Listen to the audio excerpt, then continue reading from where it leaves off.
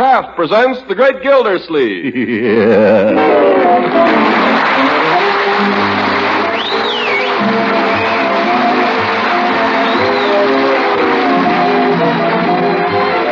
Kraft Cheese Company will also bring you the Kraft Music Hall every Thursday night. Present each week at this time Harold Perry as The Great Gildersleeve, written by John Wheaton and Sam Moore. We'll hear from The Great Gildersleeve in just a moment. But first, here's something of great importance discovered in a recent nationwide survey of typical American homemakers. The principal cause of food waste, this survey revealed, is food spoiling before it can be used up. And bread, mind you, was at the very top of the list. Now, enriched bread is one of our important wartime foods, so let's try not to waste a single crumb. To prevent waste, why not make your bread taste extra good by spreading it with delicious parquet margarine? Well, why not indeed? That's the way millions of Americans enjoy eating bread. And believe you me, bread rolls and muffins are eaten up in a hurry when they're spread with parquet. Because this margarine that's made by Kraft has a flavor that really satisfies hungry appetites. And since parquet is one of the very best of energy foods, it's important to serve it often at every meal for good family nutrition. Tomorrow, then, be sure to buy Parquet, P-A-R-K-A-Y. Parquet margarine made by Kraft.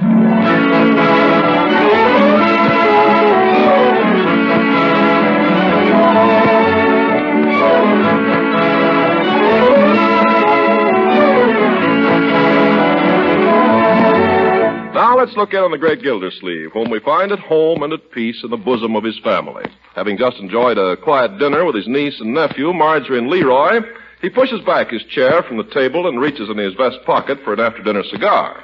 Thought I had one. Cigar, Unc? I'll get you one. Well, thanks.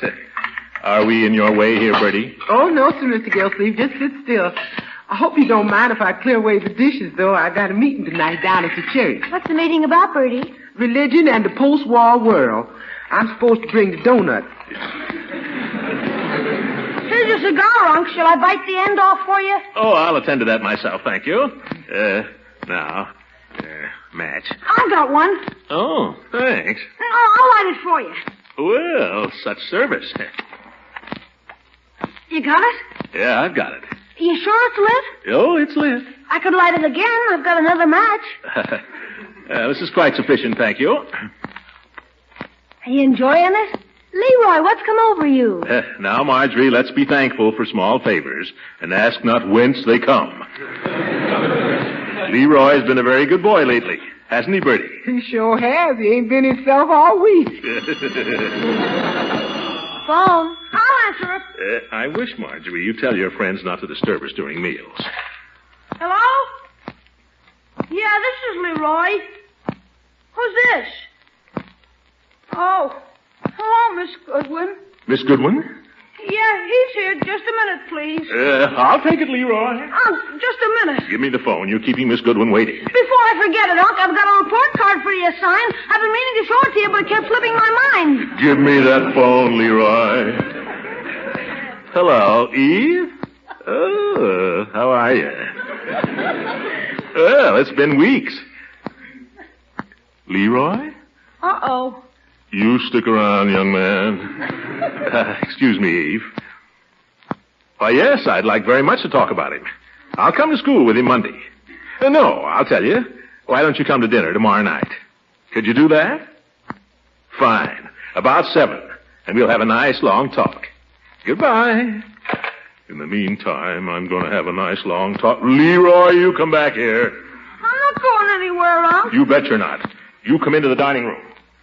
Is there something you want? No, young man. It slipped my mind, Unc, honest. What did? What slipped your mind? The report card. I forgot to show it to you.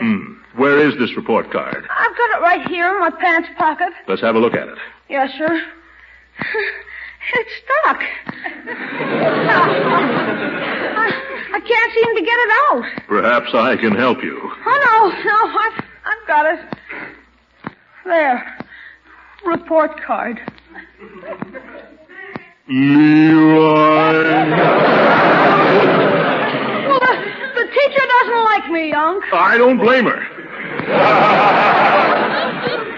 Besides, I've heard that before. What did he get, Uncle Mort? Never you mind. Never mind. You keep out of this, young man. Yes, sir. How long have you had this report? 3 weeks. 3 weeks? I didn't want to spoil your Christmas. You mean you didn't want to spoil your Christmas? Leroy, this is a very serious matter. Yes, sir. How could you deliberately deceive me that way after all I've done for you? I forgot, Unc. You did not forget. Now, don't keep saying that. Yes, sir. Excuse me, Mr. Gildersleeves. If you don't mind, I'll run along now and leave the dishes till later. Just a minute, Bertie. Yes, sir? Bertie, what would you think of a boy who would deliberately hide a report card from his uncle? Oh, no, I don't think Leroy would do a thing like that. He probably just forgot. That's right, I forgot. Quiet, you. Bertie, when we want your opinion, we'll ask for it. Excuse me, I thought you did. Well, I'll be going now. By George, Leroy, I don't know what I'm going to do with you. It seems to me you just go from bad to worse. Yes, sir. You won't study, you have no manners, you won't brush your hair. You think he might clean his nails before he comes to the table, too? Oh, yeah? Let's see yours. I dare you. There, yeah. Well, they'd look a lot better with that red stuff on them. All right, how about that note from the teacher you didn't deliver? All right, how about the time you and Wally took the car out without permission? Stop it, both of you. I'm not interested in any tales told out of school. If anything I abhor, it's a tattletale. I refuse to listen to anything of the sort. What's this about taking the car out, Marjorie? Aren't you going to ask him about the teacher's note? I'm asking you about the car. All right, Leroy, what about the note? I lost it. That's not true. I found it when snooping in wastebaskets, hey? Now, just a minute, you two. Leroy, what was in that note? How should I know? It was addressed to you. What was in the note? It said, where's the report card? Young man, do you know what happens to people who tamper with the mails? They go to the penitentiary. Oh, gosh, I didn't... They go there for 5, 10, 15 years, maybe life. Gosh. I'm having a talk with your principal about you tomorrow. I'll suspend sentence till I get the facts from her.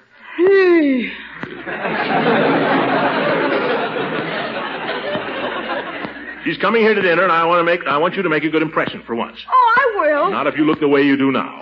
What's the matter with the way I look now? Those pants, look at them. Look at the knees. They're the only pants I got, Unc. That's ridiculous. You've got plenty of pants. I bought you pants only last, we'll buy you some more. Now, stick your shirt tail in. And look at those shoes, Leroy. They're not a month old. What do? Kick rocks with them? I don't do a thing. They just get that way. By George, you're going down to Hogan Brothers with me the first thing in the morning. Beginning tomorrow, young man, we're starting a campaign here. A campaign to make you look and act like a respectable human being.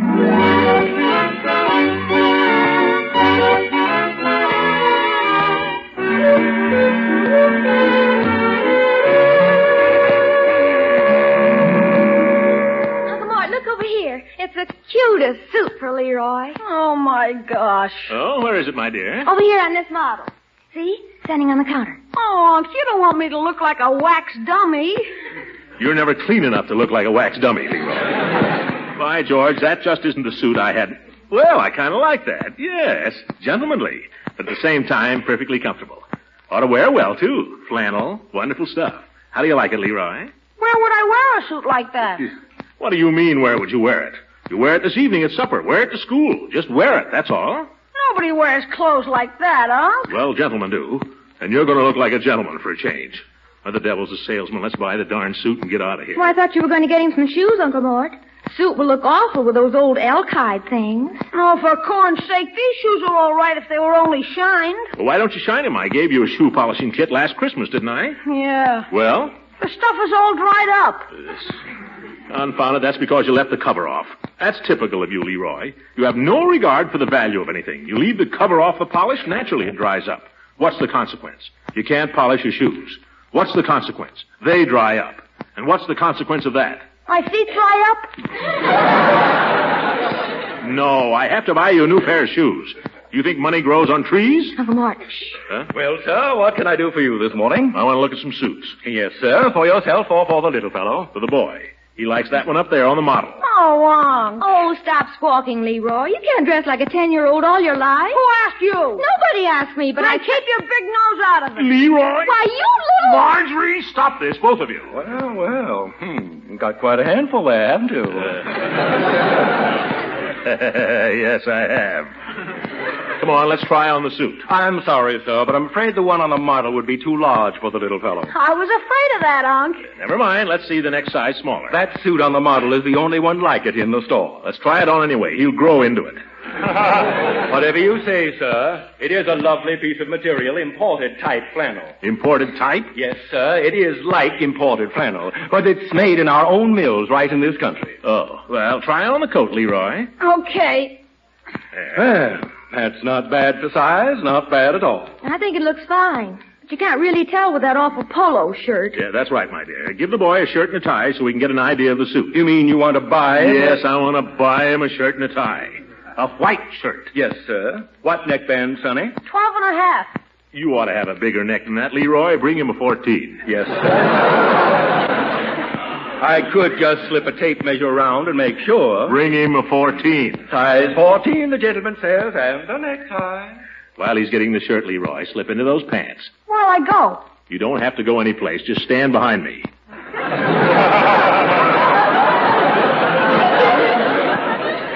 Gosh, you want me to feel like a shoplifter? Don't be ridiculous. Get into those pants. Well, make Marge turn around. Oh, Leroy. Uncle Mort, do you think while we're here I might look at a few blouses? Are you thinking in terms of your allowance, my dear? Oh, yes. That is my February allowance. Oh, well, all right. But make it snappy. I'll be right back. Yes, sir. Here's the shirt and tie. What happened to the little fellow? Oh. Here I am. Now put these on, Leroy. Okay. Bring him a pair of shoes, too. Yes, sir. Got a shoe stamp? No, not with me, but I got plenty of them at home. I'm sorry. Hogan Brothers cooperate 100% with the OPA. I want the boy to try on a pair of shoes. If they're any good, I'll send them down with the stamps this afternoon. Yes, sir. And I'll thank you not to question my patriotism. What size shoes, Leroy? 4. Little feet will be growing soon. Bring him 5. Yes, sir. Black Oxfords. Yes, sir. Will you tie the tie for me, Unc? Yeah, give it to me. Now, hold still. Hold your head up, Leroy. I can't see through your skull. Okay. When I was your age, I could tie a bow tie and a 4-in-hand.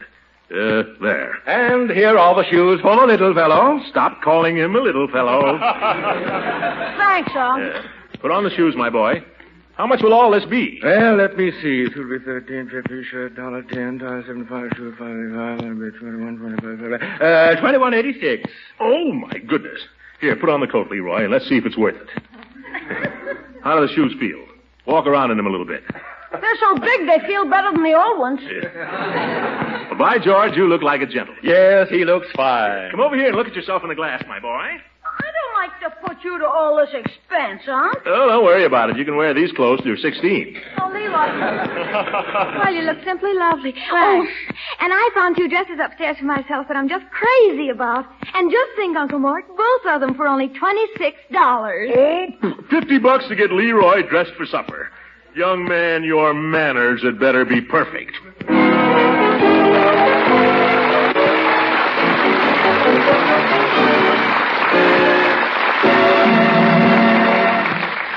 Greg Gildersleeve will be with us again in just a few seconds.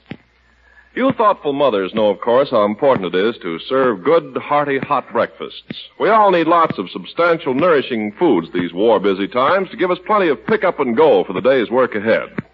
And that's why Parquet margarine deserves such an important place on your breakfast table and at every other meal.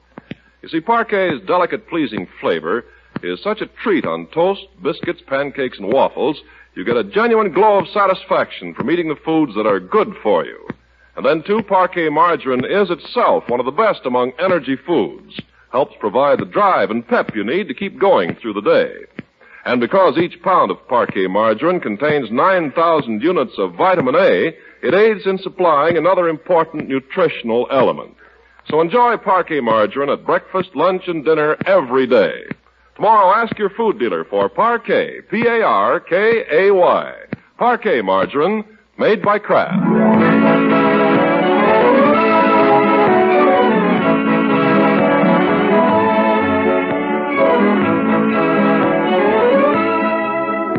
get back to the great Gildersleeves. It's Saturday evening and a very uncomfortable one for Leroy, for the principal of his school has come to dinner. But somehow he's lived through it, and now everyone has repaired to the living room where Leroy has been called upon to perform for Miss Goodwin.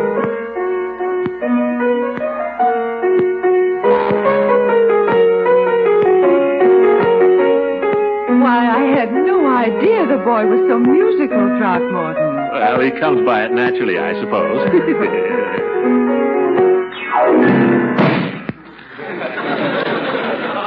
I'll try, Gold. Oh, play something else. Please do. He can't. That's the only piece he knows. Oh, yeah? Leroy! Leroy!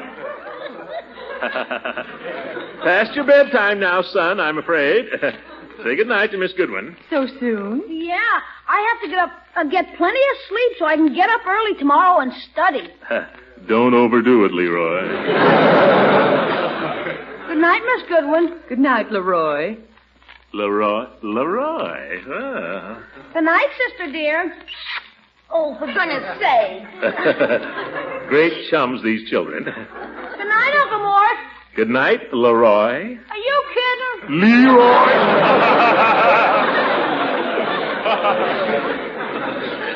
Go to bed, my boy. Here's the after-dinner coffee, Mr. Gildersleeves. Where's some with it? Set it on the table here, Bertie. I'll clear space. Oh, thank you, sir. I'm afraid I'm going to have to ask you to help me get down them Demeter's cups. We ain't used them in so long. They're on the top shelf. That's all right, Bertie. Miss Goodwin won't object to a regular-sized cup, I'm sure. Oh, not at all. After all, we're just home folks here. Them little ones ain't big enough to put in your eye anyway. I like a man-sized cup myself. Bertie's a jewel. You're very lucky to have her. Well, Uncle Mort, I guess I'd better be going, too. What? Not to bed on a Saturday night. No, I thought I'd go down to the public library for a while and read. Huh? Good night, Miss Goodwin. It was so nice of you to come over. Good night, Marjorie. It was so good to see you again. Good night, Unky darling. Good night. I'll leave the key under the doormat in case the library closes late. She's such an attractive girl. I don't know, though. She's been getting out of hand a little too lately. But it's the other one I'm worried about, Leroy. Oh, I don't really think you need worry about Leroy. Leroy, I mean. It's just that he's going through that difficult age. How long does it last? Seems to me he's been going through it ever since I've known him. Well, boys will be boys. There's nothing really wrong with Leroy. I've talked with his teacher about him, and we both feel that all he needs is guidance. Well, I punish him regularly, about twice a week. Well, I don't mean quite that. Here's the cup, Mr. Gildersleeves. Oh, thank you, Bertie. Anything else? No, I think we've got everything, thanks. Will you pour, Eve? I'd be delighted. I love having coffee in the evening, don't you? Sure do. I like it for breakfast, too. And for lunch. Throckmorton, has it ever occurred to you that Leroy might need a mother? Well, I've tried to be a father to him. Well, you have, and I admire you for it. Everyone does. Well, he's a good kid. They're both good kids. But don't you think they need someone who can give them what a mother has to give them? Well, I never thought of it that way. Maybe you're right. Someone who would be not only a guide and mother to them, but you have yourself to think of, too. After all, a house without love isn't much of a home. You must have felt that. You know, it's funny you saying that. I almost got married about a year ago. I guess I told you. Yes, you told me. Then I sort of gave up the idea. Maybe I shouldn't. Well, we've all had our disappointments. I don't think you should let one unfortunate affair sour you on the whole idea. If at first you don't succeed. Yeah.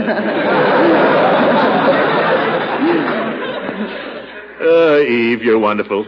You don't know what you've done for me this evening. You've made up my mind for me. Well, have I, Throckmorton? For months now, I've been this way and that. Should I or shouldn't I? I know, I have too. But when you bring up the children, that settles it. By George, I'll do it. Oh, you seem very sure of yourself, Mr. Gildersleeves. After all, you haven't asked the girl, you know. Listen, with Beauregard out of the way, Leela will marry me in a minute. Eve, Is something wrong? If you'll excuse me, I think I'd better be going. But, Eve, so early? You haven't even finished your coffee. I'll get my own wrap, thank you. Eve, you can't rush off like this. Thank you for a very pleasant evening, and good night. Good. Miss Goodwin ain't left already. Mr. Gildersleeves, what's wrong? You're a woman, Bertie. You tell me. Now, where you going? I'm going out and take a walk for myself.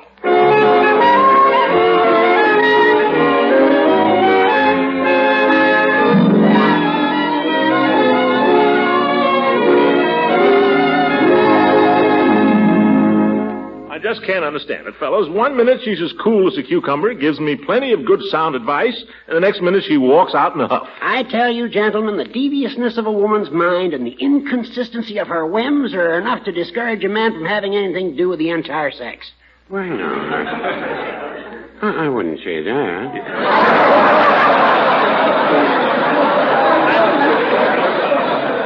Peavy?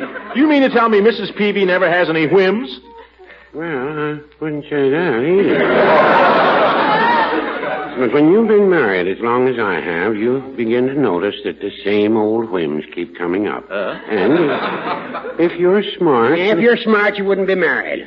Well, Judge, why so bitter? I'm not being bitter, Gildy. I'm simply facing facts. Well, Judge, people have been getting married now for quite some time. There must be something in it. Oh, don't misunderstand me. I have nothing against marriage. I'm all in favor of it. For other people. Yeah, for other people. Now, our friend Gildersleeves here has obligations. He has children. A man in his position ought to get married. That's the judge, always thinking of others.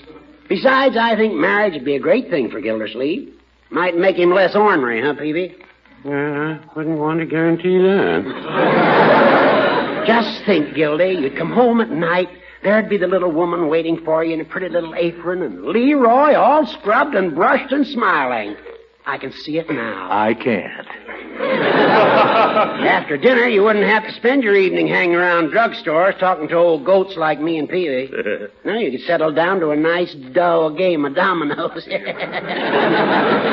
Now, there you're wrong, Judge. It just so happens that the lady I have in mind can't stand dominoes. You can say what you please, but the more I think of it, the better I like it. Let me ask you, Gildersleeves, have you any reason to think the lady of your choice would have you, even if you ask her? She'll have me, don't worry. That's one thing about her. She may have her faults, but at least I know where I stand with her. One other thing. You haven't told us yet who the lady is. Wouldn't you like to know? Well, I always said it was a pity you didn't marry Leela. Of course, I didn't mean it.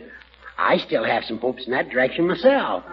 But if you found someone else... I thought you said marriage was not for you. Well, don't believe everything you hear. Well, I guess I'll be toddling along. I've got business to attend to. Say, Peavy, come here a minute. Yes? You know what I think? If you just ask me... What are you two whispering about over there? Don't you...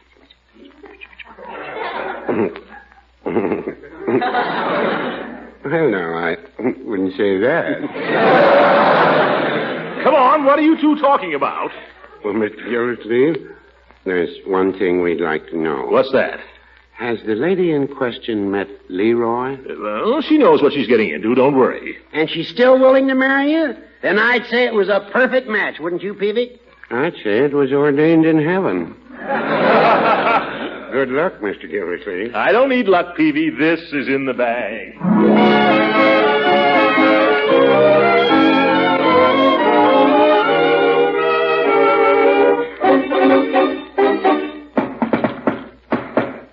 Come on, confound it. It's too cold to keep anybody standing outdoors today. Oh, it's you, Throckmorton. Oh, come in. Take off your things. I'll be with you in a jiffy. I'm talking on the phone. She knew what I'm here for. She wouldn't keep me standing around. Hello? Are you still there? Oh, nobody you'd be interested in. If she only knew. Well, I did have the most marvelous time the other night. Oh, you shouldn't say things like that. Not unless you really mean them. Oh, you doctor. Hargrave. I'll spike his guns. Make it soon, Arthur. Arthur? Real soon, you hear? Goodbye. Oh, Throckmorton, this is quite a surprise seeing you this evening. Come in and sit down, won't you? Yeah. Hi, George. That fire looks good. I got so cold I just had to have it this morning. You don't suppose it needs another log, do you? Log? Yeah, I suppose it does.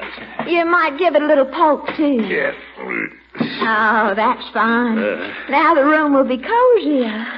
I didn't come over here to be cozy, Leela. That is, well, I've got good news for you. Oh, how interesting. Yes. I've been thinking a good deal lately. Oh, excuse me, Throckmorton. I've got something here I know you'll be crazy to see. But, Leela, I was about to say that... You remember my sister Winfield, don't you? She was here for a few days last spring, married to an army captain. Yeah, I remember. Well, she just had a baby last week, and she sent me these snapshots of him. Isn't he adorable? Looks just like your sister. What I was going to say, Well, Leela... I certainly thought you'd show more interest in Winfield's child, Throckmorton. Confounded, Leela, I've got something I want to say to you. Well, go on and say it, Throckmorton, if it's so vital. It's tied up with my future. Mm-hmm. It's tied up with your future, too. Mm-hmm. What I was thinking, Leela, is, I've got to have somebody to look after Leroy. Well. And I thought as long as we almost got married once, and Leroy is pretty hard to handle, maybe for his sake we ought to go ahead and do it. Mr. Gildersleeves. What? I'm sure I can't imagine how I could have ever considered marrying you at any time. But, Leela... Kindly leave my house, Mr. Gildersleeve. Your presence is most unwelcome. Unwelcome? Oh, my goodness. Now what have I done wrong?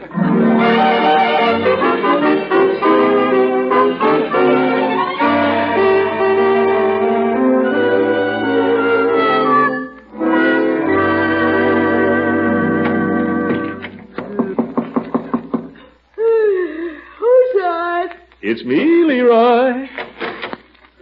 Were you asleep, my boy? Well, I hadn't been asleep very long. Oh, I see. I just thought I'd say good night. Okay, good night, Unc. If I ever seem a little harsh with you, my boy, don't hold it against me. I get worried about you every once in a while. About me? Mm-hmm. I get to thinking maybe I haven't looked after you carefully enough. Don't worry about that. You look after me plenty. Well, I want you to feel free to come to me with any problems that are bothering you. I will if I get any. Come and talk to me the way a boy might talk to his mother. Okay. You don't think you need a mother particularly, do you? You mean right now? Yes. Unc, you're not going to go and... No. That is, well, there's nothing very immediate anyway. I'm glad to hear that. Yeah, I think we're doing pretty well. The way we are, you're a pretty good boy. Okay, let's not bring in any outsiders. I won't. Well, good night, Leroy. You can go back to sleep now. Back to sleep? Oh yeah. Say, Unc, as long as you're here, how about signing my report card before I forget it? Oh, yes. It's right there on the dresser. All right. Signature, parent, or guardian. Yes. Throckmorton P. Gildersleeves. There. Thanks a million, Unc. Good night. Good night, my boy. Sweet dreams. By the way, Leroy, the next time you're reading in bed and you hear me coming, don't turn out the light. It works better if you pretend you fell asleep with the light on. What? Yeah. Good night. Gosh, what a character.